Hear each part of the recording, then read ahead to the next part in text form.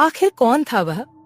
डरावनी कहानियां आधुनिक समय में भूत प्रेत अंधविश्वास के प्रतीक के रूप में देखे जाते हैं, पर कुछ लोग ऐसे भी हैं जो भूत प्रेतों के अस्तित्व को नकार नहीं सकते। कुछ लोग पढ़े लिखे, जिन्हें भूत प्रेत पर पूरा विश्वास होता है, वे भी इन आत्माओं के अस्तित्व को नकार जाते हैं, क्योंकि उनको पता है कि अगर वे किसी से इन बातों का जिक्र किए तो सामने वाला भी, चाहे भले इन बातों को मानता हो, पर वह यही बोलेगा।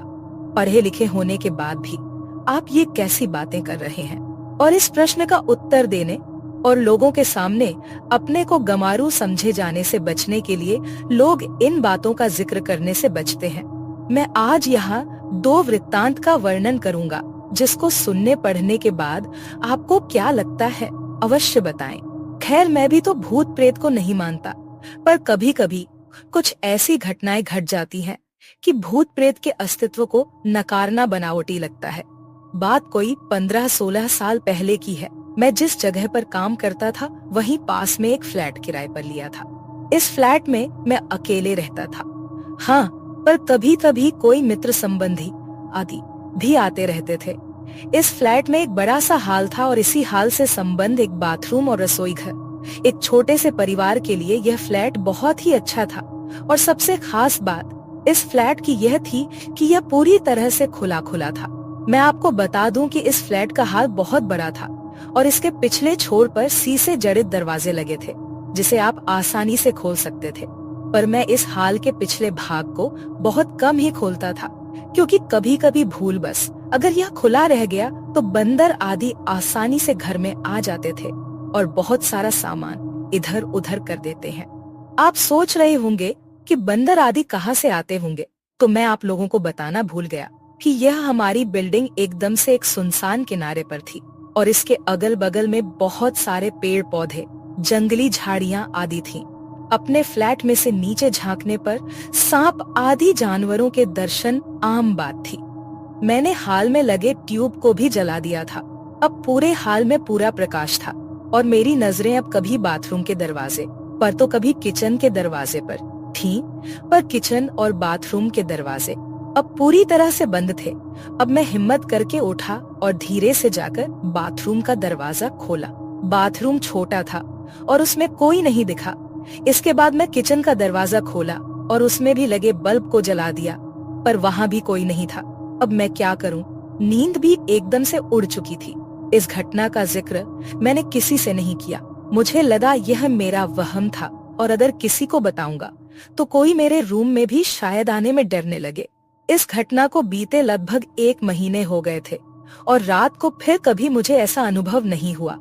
एक दिन मेरे गांव के 2 लोग हमारे पास आए। उनमें से एक को विदेश जाना था और दूसरा उनको छोड़ने आया था। वे लोग रात को मेरे यहाँ ही रुके थे और उस रात मैं अपने एक रिश्तेदार से मिलने चला गया था और रात को वापस नहीं आया। सुबह सुबह जब मैं अपने रूम पर पहुंचा तो वे दोनों लोग तैयार होकर बैठे थे और मेरा ही इंतजार कर रहे थे। ऐसा लग रहा था कि वे बहुत ही डरे हुए और उदास हों। मेरे आते ही वे लोग बोल पड़े कि अब हम लोग जा रहे हैं। मैंने उन लोगों से पूछा कि फ्लाइट तो कल है, तो आज की रात आप लोग कहाँ ठहरेंगे? उनमें से एक ने बोला रोड पर सो लेंगे, पर इस कमरे में नहीं। अरे अब अचानक मुझे 1 महीना पहले घटित घटना याद आ गई। मैंने सोचा तो क्या इन लोगों ने भी इस फ्लैट में किसी अजनबी आत्मा को देखा? मैंने उन लोगों से पूछा कि आखिर बात क्या हुई, तो उनमें से एक ने कहा कि रात को कोई व्यक्ति आकर मुझे जगाया और बोला कि कंपनी में चलते हैं। मेरा पर्स वहीं छूट गया है। फिर मैं थोड़ा डर गया और इसको भी जगा दिया। इसने भी उस व्यक्ति को देखा। वह देखने में एकदम सीधा साधा लग रहा था और शालीन भी। हम लोग एकदम डर गए थे क्योंकि हमें वह व्यक्ति इसके बाद किचन में जाता हुआ दिखाई दिया था और उसके बाद फिर कभी किचन से बाहर नहीं निकला और हम लोगों का डर के मारे बुरा हाल था। हम लोग रात भर बैठकर हनुमान का नाम जपते रहे और उस किचन के दरवाजे की ओर टकटकी लगाकर देखते रहे, पर सुबह हो गई है और वह आदमी अभी तक किचन से बाहर नहीं निकला है। अब तो मैं भी थोड़ा डर गया और उन दोनों को साथ लेकर तेजी से किचन का दरवाजा खोला, पर किचन में तो कोई नहीं था। हाँ, पर किचन में गौर से छानबीन करने के बाद हमने पाया कि कुछ तो गड़बड़ है।